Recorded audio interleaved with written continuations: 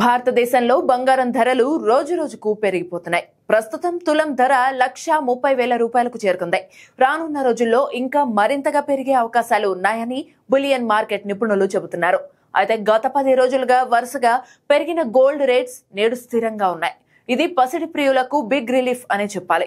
Hyderabad market లో ఈ రోజు 24 క్యారెట్ల 10 గ్రాముల పసిడి ధర 1,29,440 రూపాయలుగా ఉండగా 22 క్యారెట్ల 10 గ్రాముల ధర 1,18,650 రూపాయలుగా ట్రేడ్ అవుతోంది.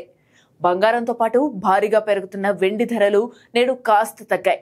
బులియన్ మార్కెట్ లో కిలో వెండిపై 1,000 రూపాయలు తగ్గి 1,89,000 రూపాయలుగా నమోదైంది.